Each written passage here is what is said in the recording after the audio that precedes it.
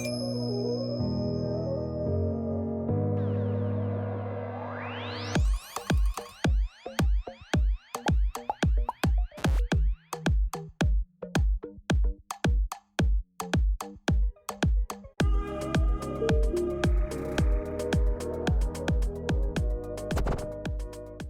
excited to introduce Nicole Lappin, a dear, dear friend of mine, New York Times bestselling author. Let's bring you on, Nicole. Nicole, you also, I want to talk about, you've written so many books and you have another book that you're launching. So can you just talk about, your books that you've been launching and this new birth of a new book that's coming out?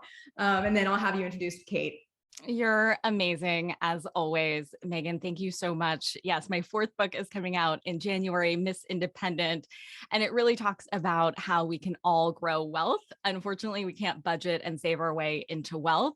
And this is something we don't learn in school, and I never learned it in my family growing up. Megan, you and I have talked extensively about coming from a broken home. I talked about this actually in my last book and how that really motivated me, which is my segue to Kate, actually.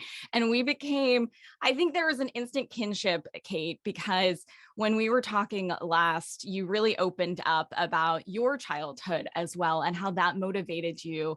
And I used to think that having an abusive and chaotic upbringing was going to be the thing that brought me down. But slowly, as I did more work on myself and grew up, I realized it was my biggest superpower. So being part of the Founder Made community for so many years, thanks to the amazing, amazing CEO and founder, Megan, she's built this community where we kind of don't BS around. We just get to the heart of it. And it's 6:30 in the morning for us. So if you don't mind, can we just get right into it?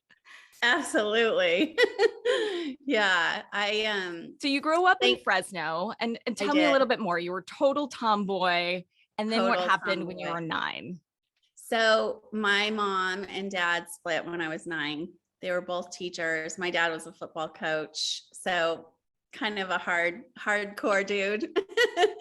And my mom left when I was 9 and moved to Santa Barbara.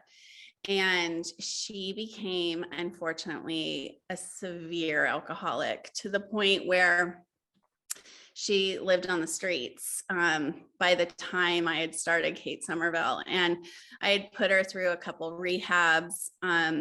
My life as a child was fully chaotic. I would have to go see my mom every other weekend, and I had no idea, first off, I had no idea where the bottom could go, because she had her master's degree. She was a teacher. She was gorgeous. She had everything going for her, but alcoholism took her down. And my dad remarried really quickly. And unfortunately, with a blended family, it was rough for me. I didn't know where I fit in. And so at 15, I left home and lived with my friends. I literally couch surfed and lived off of my friends' couches. And I kind of talk about this because when I left, I took this backpack and I put everything that meant something to me in there. And that backpack was kind of my lifeline, because, when you're living with friends, you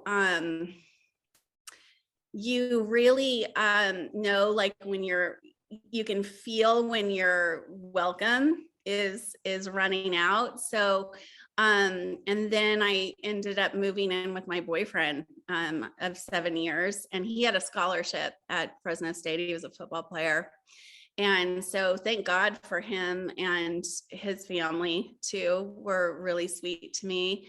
And then, we broke up because we were together for over 7 years, and I became really lost. And the crazy thing is I had this other boyfriend after that, and his mom was kind of a mentor to me.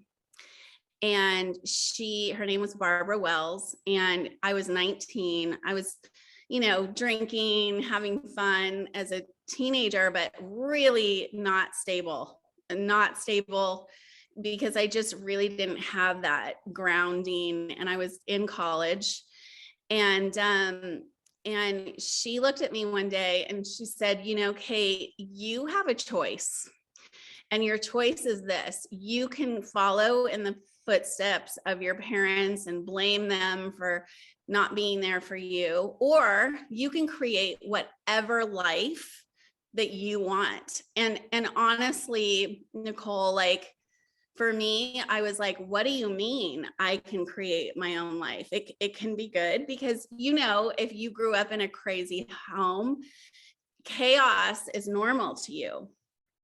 And so I literally, that day, it was like a bulb. I'm like, I can create whatever I want. And she was like, absolutely. And I made a decision that day, I think, I mean, maybe a week later, but I was unhappy where I lived in Fresno. I packed up my little tiny bug, which was named Tootaroo. It had a little license plate on it called Tootaroo. And I found a place to live on the coast. I always wanted to live in the coast. And I moved to Cambria, this tiny little town. I got 3 waitressing jobs. And that's how my life began. And I had to really unravel the chaos in my life, because I was so used to it. Like when things were calm, I was like, this isn't normal. And I struggled with it. And, you know, my whole life I've struggled with trust. And, but I really chose, like, okay, I'm going to walk in the light and I'm going to live my life and create what I want. And that's how it all started. Whew, sister. Sorry, that was long-winded. No, please do not apologize. Don't talk about my friend like that. I just have chills all over, and it's totally resonated with me what you've talked about around the chaos, and also knowing when you're not welcome at friends' homes. I think that's why I want friends to stay over so much now that I'm in a much more stable place. This became, of course, your inspiration for Kate Somerville, which Unilever acquired in 2015, along with amazing brands like Hourglass and Living Proof. And we will get to that. But take me through this transition period. How did it go from this discussion with Barbara to what Kate Somerville is now? So here I am in a tiny town, Cambria. I was working 3 waitressing jobs, and I'll never forget, like, it was summer, and, you know, where I worked was so busy, and I was so exhausted, and this guy was at one of my tables, and he whistled at me, and he like went like that. And I walked over to him and I go, do I look like a dog to you? And I literally, as I was saying it, I was like, oh my God, I have to get out of this. Because, you know, for me, the customer is always right. And I got reprimanded from the manager. He's like, listen, like, and I go, you know what? It's time for me to like really step out. Cause, you know, I was going to college for design, and I left because I just needed to, because of my mom and just the environment that I was in Fresno. And I had a friend that was a dermatologist, and she was like, you know, Kate, she goes, my nurses are starting to do my injectables for me. They're doing skincare. They're starting to do peels and facials. Maybe you should look into getting your aesthetic license. And I'm like, okay. And so what I did was I got a job as a receptionist at a spa, and they used Dermalogica, and Murad was really big at that time, which is so weird because they're my sister brands now through Unilever. And, you know, meeting them for me, you know, Jane and Dr. Murad was like meeting some serious, mentors. And so I said, this is really good. And I was like, what I loved about it is really going into the medical portion of the field, and nobody had done this yet. So I was literally when I went around, so I went to aesthetic school, got my license in like 3 months. It was, you know, pretty easy to get my license. I didn't learn much other than to, keep the client safe, to get licensed. And I was always an entrepreneur. So I put together a business plan with my best friend who was going to international business school at Fresno State. And she decided to use this business kind of idea as her thesis. So I had this really beautifully done presentation to give to these doctors. And I just cold called all these doctors in San Luis Obispo and went in. And this is where you have to have guts, right? You have to be fearless at times. And listen, there was times where I was paralyzed with fear, where I couldn't call and I couldn't, but then I would get the nerve up to call these people. And I went in armed, with what I wanted to do. And some of the doctors didn't even know what an esthetician was. And they were like, what do you want to do? And I'm like, I want to open in your office a treatment center that does facials and peels. And I didn't even think I could do injectables or lasers at that time, because that wasn't even on my radar. And I had my pick of doctors, and they were like, great, because during that time, there was no doctors doing advertisements. That was kind of taboo at that point. And so I was like, listen, this is a win-win for you, especially our plastic surgeon that I ended up with more full time, because I'm like, listen, I can get your client's skin ready for a facelift. You're not changing their skin, right? You're not changing the brown spots. You're not changing the wrinkles, the texture of the skin. So I'm just going to make your job look even better. And he was like, I love this idea.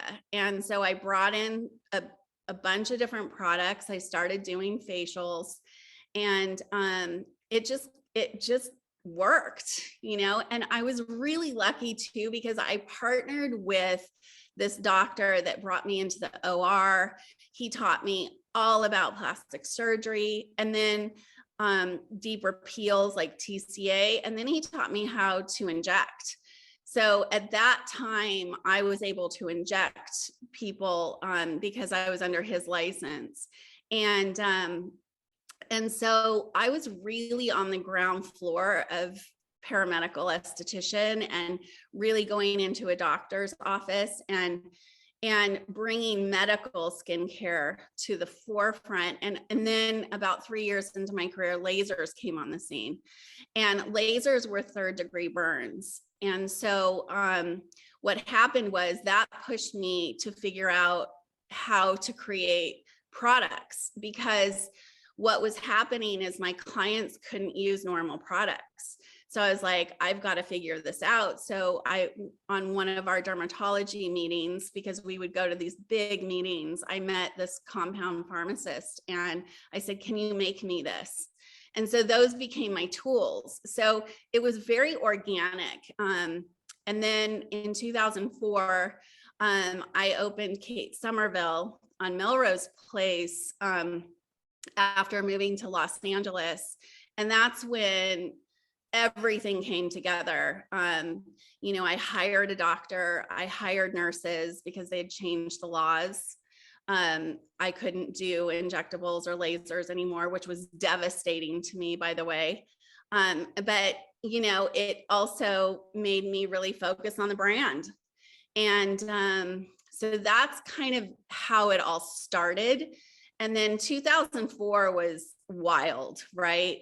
So I was working for a really prominent plastic surgeon in Santa Monica. We did everyone. I mean, like people from all over the world, every major star. I mean, I met. We'll wait for the memoir on that one. Yeah, that one I could definitely write a book on. I got to meet Michael Jackson, who was like I was a huge Michael Jackson. I mean, that was probably the most like, whoa, I'm actually in the room with him, right? Just as a kid, idolizing him, and people that just celebrity after celebrity. So that's kind of how I got to know the celebrity clientele.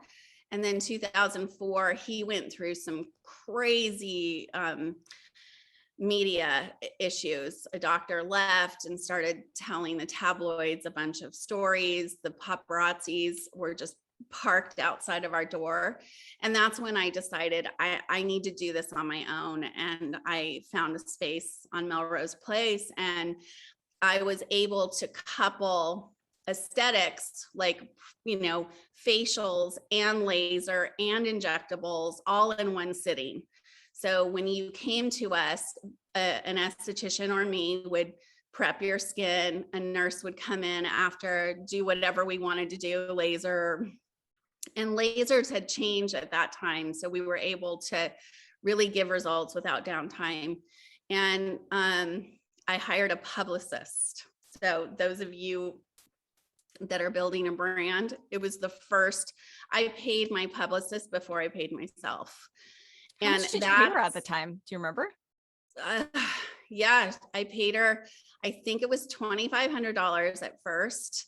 And then she moved up to $4,000, which was so much money for me. I have to be honest with you. Like, my husband and I built the walls that were in our clinic. Like, we had 3 treatment rooms within 6 months. I had 8, and then it moved to 14. It just grew so fast. And it did because I had a great publicist that, started talking to the press about people coming in, right? And then the women that came to me were so supportive. So like in that era, when I opened Kate Somerville, so Paris Hilton was enormous. And the paparazzi followed her everywhere, and everything she touched kind of became like this. She was like the first influencer, right? Mm-hmm.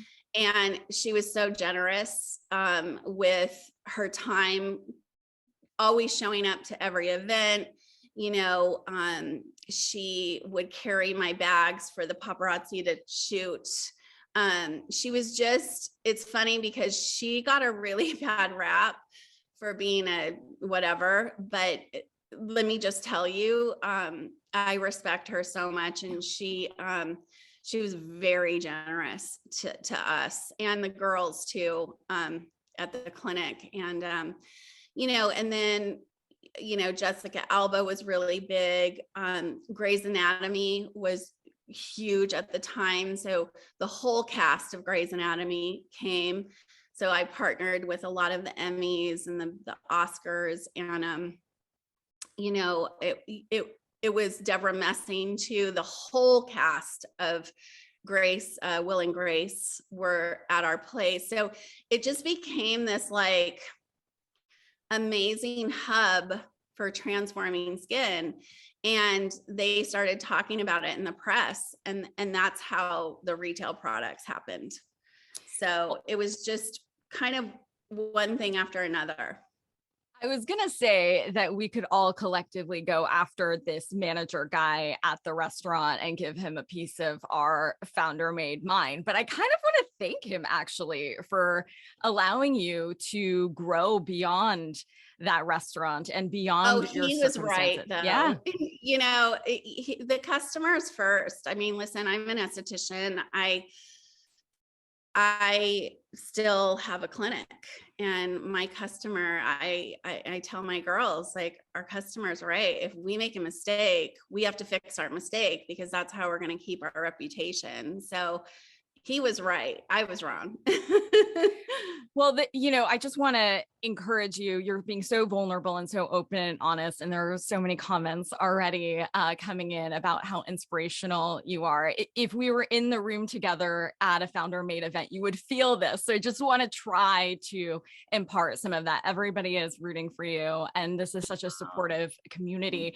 And I'm sure that there are others out there who feel like they've had imposter syndrome and that they don't belong and that they didn't have the pedigree. They didn't go to business school. They didn't go to medical school if they're a medical esthetician, and they don't belong. What kind of advice would you give to them? So let me tell you, I beat myself up for not being a dermatologist. I beat myself up still to this day for not being, not going to business school. In fact, my son is 19 and he just left for business school. And I just said to him, like, don't make the mistakes that I made, because listen, I've had to be in rooms with really bright people, Harvard and Harvard grads who went to business school. And, it was really tough to be in those rooms and learn by doing, right? So this for me, I can just tell you, you are where you're supposed to be because you're supposed to be there. All the bad things that happened to me, were such blessings, right? So if I was a dermatologist, I would not have built the brand that I built, and I wouldn't have spent the time with my clients. Like, for an esthetician, I spend an hour to an hour and a half with each client. And so I really got to understand how products work, lasers work, all in conjunction with each other. And I built this relationship with my customer and client. So, and I really understood what, ingredients work, how they work. I got to watch them work. And I got to work with, incredible chemists and scientists and doctors. And so, what I can tell you is, listen, you have to be tenacious if you're going to own your own business. You live and breathe it, right? It's, I was a mother during this time too. And luckily I had an amazing other half, my husband, who stayed home and raised my son, because otherwise I wouldn't be here. I wouldn't have built what I built. And, but I can just tell you, if you have that imposter syndrome, I just feel like I'm spiritual too. So I just feel like God puts your dharma in you, and you have to have the courage to go out and do it. And, learning by doing, that's how and just scraping my way through is how I did it. Yeah, you did. I mean, it reminds me of a vegan restaurant I used to go to, actually, where the owner never hired vegan chefs because she wanted somebody who looked at it differently and with new eyes, which sounds like something you did for many, many years until 2015. And that is when Unilever, I'm just imagining, came knocking, but that's probably not how it happened. How did it actually happen when they acquired? It did happen. It actually happened before my products got into store. So I was set to launch Exfoliate, which was my biggest product in my clinic. And I was set to go on QVC. And this is a crazy story. So my brand got very famous before it was big, because all the celebrities were talking in the press. And this is before celebrities and influencers wanted, $80,000 for a post, right? These were people that are like, hey, this is, the press would ask, and they like, I go to Kate Somerville, and we had a relationship, right? Yeah. And so they were so gracious. I mean, I can't tell you, they helped me build this business. And, God, I lost my train of thought. What did you ask? It was around Unilever, like, oh, Unilever, metaphorically or actually coming knocking. So what happened was Estee Lauder, L'Oreal, all the big players started coming around and coveting and talking to me and saying, hey, I want to partner with you. And I hadn't even sold one product yet. Wow. And I'll never forget, I went to these big meetings at Lauder and all the big players. And I was like, okay, because I had a partner involved, and, the business was getting bigger than both of us, really, before it even got off. But I wasn't ready to give up. I wasn't ready to have somebody take over.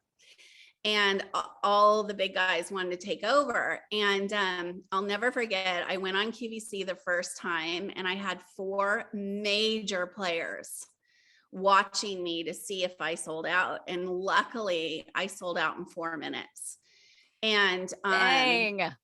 That is, by the way, I've been on QVC and HSN. That is the most nerve-wracking television experience in the history of the world. So nerve-wracking. It's to this day, I still do it. And I literally am like, I get butterflies because it's so nerve-wracking. Because you're live, right? You're live, and you're also see the numbers and the sales. And yeah. It's a tough gig. So 4 minutes. So sister, that's crazy. So I had offers right away before I even had one sale of a retail product. And I had a really nice offer with a big company, and I said no. Why? And I said no. Yeah. I wasn't ready. They were going to take over. They were going to change everything that I had the dream of. And, sometimes I go back and go, I wonder what would have happened if I would have done that deal. But I ended up taking a different deal with a private equity firm because they were going to give me control over what I wanted to do, and they were going to allow me to build it how I wanted to build it. And at the time, nobody had ever done QVC and been in high-end retail ever. And so I was the first person to say, I'm doing QVC and I'm doing Neiman Marcus and Nordstrom and Sephora. And I remember when I was in the meetings with the big guys, they kind of patted me on the knee and was like, yeah, that's not going to happen. And I'm like, watch me. And I love when people say you can't do something, because if I have it in me, that's fuel. I'm like, watch me fly, and, so I said no. And I ended up just taking a partnership with private equity, which I could definitely write a book about that, because that was gnarly. That was not a fun ride for me. But I stayed in it. Thank God my name is the brand, because they would have gotten rid of me. They had a moment where they were like, we're going to do this without you. And I had no money to my name, other than the equity, the half equity in the company, but they were pressuring me so bad to give them more equity in the company. And they threatened to get rid of me. And I literally, the guy came, sat down, and he said, we're going to do this without you. And I stood up. We had nothing. I had a baby. I mean, we were so like poor. I just can't even tell you. And I stood up, I pushed in my chair, and I looked at him and I said, good luck doing Kate Somerville without Kate Somerville. And me and my husband and my son packed our bags that night and got on an airplane, and I went to Hawaii for 10 days. And I thought I'd lost everything, and everything that I built. I left my employees. I mean, it was really rough. And it took so many, to do what I did. But I was like, nobody's going to push me around like you're pushing me around. And I will restart again in some other way. And so I had to come up against some real Goliaths, and I had to claw my way up. And so in 2015, I was exhausted. I was the spokesperson for my brand at QVC. So I had an apartment in Philadelphia. It was, it was so hard on my body because it's 5-hour flight, and QVC, it's like every TSV, you're like A TSV is 24 hours on air. You're just exhausted, right?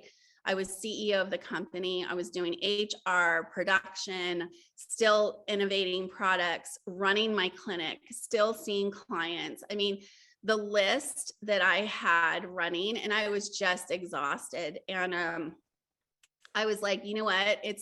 And we were going overseas. So I was like, I can't do all of this without help. And so that's when I decided it's time for these guys to go, because they were exhausting me as well. And I said, I want to sell the business to a strategic partner. And they didn't want to.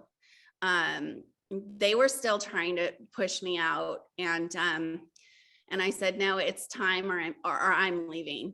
And so we put the business together, packaged together. And that's when a bunch of other companies came together, and Unilever just stood out for me because they have such a heart. You know, they, if you know anything about the company, they're very green. They want good for the world, and they have brands that are amazing. And there was no ego when they met me, because I'm really down to earth. Like I'm like kind of a hippie, like not, I grew up so gritty, you know, I'm not, you know, New York fancy. And this is not ego for me. Like I really want to heal people. That's really my goal. At the end of the day, the people that we heal is just mind-blowing. And we feel that. I mean, I think everybody in this community feels that. I want to talk to you forever and ever. I have all the goosebumps and all the chills, and I'm sure everybody listening does. I would just encourage everybody to continue to read about Kate's story on her website. Hopefully some folks from your team will jump into these comments and answer some of the questions about Foster Nation and what's coming up next for you guys. The Foster Nation is the key for me. So, you know, this is all full circle. So, when I partnered with Unilever, they were like, now you get to pick your social mission. And so foster kids, because I came from such a broken background. I'm like, these kids get handed a bag at 18. They say you're on your own. They've been through maybe 50 homes. And so Kate Somerville, we have donated $100,000 a year. Plus we are doing 5 scholarships for people that want to be an esthetician or go in the beauty field. And we're mentoring all these kids to give them a lifeline. So this is our next mission. And that's why I'm actually here to talk about, because this is full circle for us. And so anybody that wants to mentor these kids need a lot of mentoring, because they don't have the same kind of upbringing or support system. A lot of them are given a bag and saying, you're out on your own. Here's a list of homeless shelters, and 50% of them end up in prison. So I want to help that one person. I want to be the Barbara Wells. Yes.